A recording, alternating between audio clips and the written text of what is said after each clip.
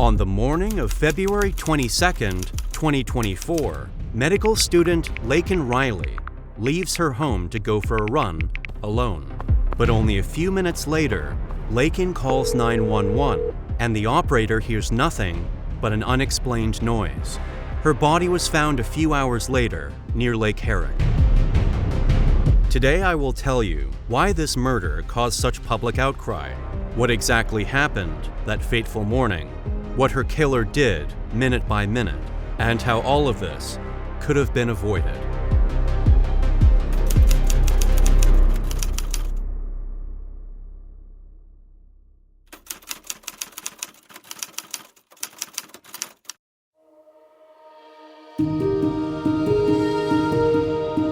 In May 2023, 22-year-old Laken Riley transferred from the University of Georgia to the nursing program at Augusta Medical College. She loves children and dreams of becoming a pediatric nurse. Together with her 3 roommates, she rents a house not far from where she is studying, and every morning she has her own special ritual. She loves to run with one of her roommates, Connolly. This morning, however, Laken decides to run alone. Her route is quite picturesque, paths along a large park with soccer fields and trails along Lake Herrick.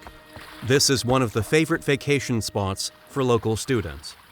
At 9 a.m., Laken leaves her house, sends a message to her mom, and goes for a run. 2 minutes later, cameras spotted Laken running south on the Melage Avenue extension. She is holding her phone, and 2 white headphones are visible in her ears. She often likes to listen to music while jogging. Next, Laken moves out of view of the cameras, turning east along the path to the railroad tracks. A few minutes later, 911 receives a call from her phone. The operator hears nothing but a set of strange sounds. Clark County 911. Hello, this is Clark County 911. Hello, Clark County 911. Can anyone hear me? As instructed, the operator calls back to Laken's phone, but the 2 calls go unanswered. Her friend Connolly was unable to keep Laken company that day because she had to attend class at that time.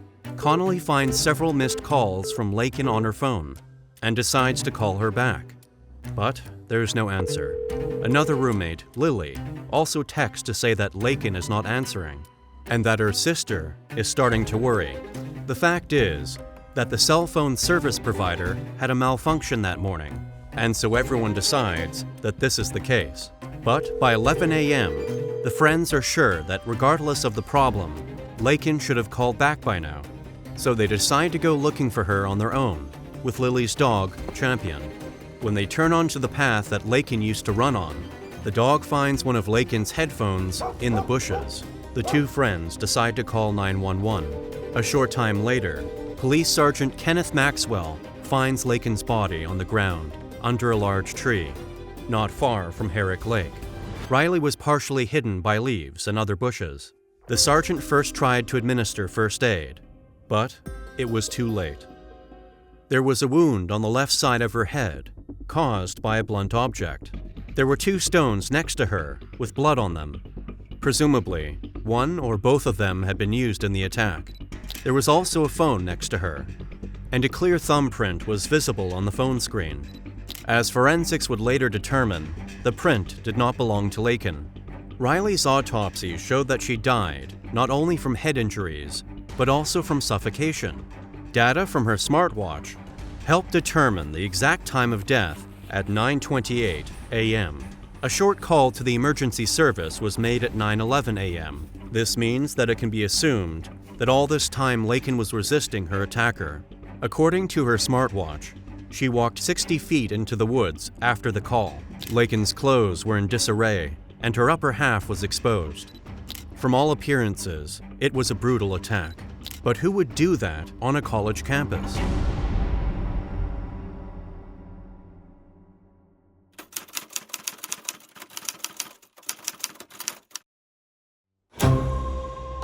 In the early hours, police searched the area, interviewing possible witnesses collecting surveillance footage, and inspecting dumpsters for clues.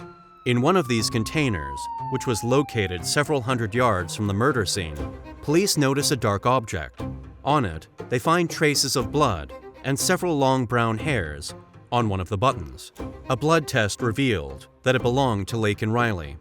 It was also a stroke of luck that the door peephole camera was pointed directly at this container. The recording shows how 15 minutes after Laken's heart stopped, a man approaches the container and throws away the jacket. He then continues to walk along the wall of the apartment building and stops near the bushes to throw away other items. In these bushes, the police find 3 black disposable kitchen gloves. One of them had a tear in the area near the thumb. There was also blood on the gloves that belonged to Laken Riley. It was obvious that the man wearing the black Adidas cap was directly involved in Laken's murder. The next day, thanks to surveillance footage, the owner of the black cap was identified. It was a Venezuelan citizen, Jose Ebarra, who lived in the complex with his brothers. All of them lived in the United States illegally, but worked in local restaurants. Jose worked in a restaurant at a local university. The police officers noticed scratches on his arms and neck, as well as on his body, which he cannot explain. They also find black gloves, similar to those found in the bushes by the police earlier. The brothers confirm that Jose was wearing an Adidas cap that day, and also recognize him in the recording near the container. Later, forensic analysis would determine that the fingerprint on the phone screen and the DNA under Laken's fingernails belonged to Jose Ebarra. The public outcry was immediate as soon it became known about Jose Ebarra's criminal past. It turned out that over the past 2 years, there were at least 2 cases when Ebarra could have been taken into custody. But this did not happen. He entered the United States illegally in 2022. In 2023, he was arrested in New York City and charged with acts likely to endanger a child. He was riding a scooter without helmets with his 5-year-old son, but eventually he was released. Shortly after this incident, Jose and his brother Diego were arrested for shoplifting. However, at that time, there were no procedures to check their immigration status before formal detention, so they received a fine and were released. As a result, impunity began to whet Jose Ebarra's appetite.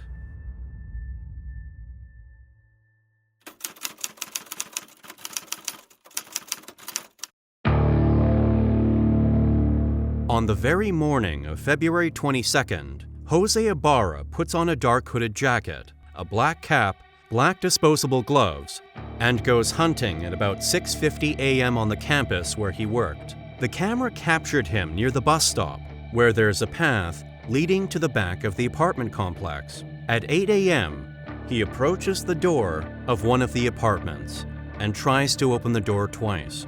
The resident of the apartment, a young graduate student, heard the noise as she was getting ready to shower.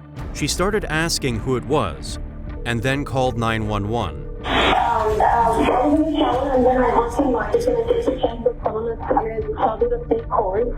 Someone was trying to open the door and then I started screaming and then they just ran away and then now they just started lifting my window. After which, Ebarra ran away from the scene of the alleged crime.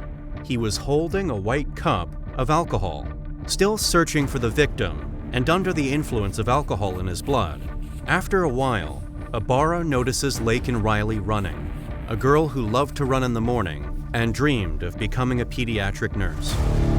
On November 20, 2024, Ebarra was found guilty on all 10 counts and sentenced to life in prison without the possibility of parole. And on March 7, 2024, the U.S. House of Representatives passed the Laken Riley Act, which provides for the detention of illegal immigrants who have committed burglary, theft, or other small crimes.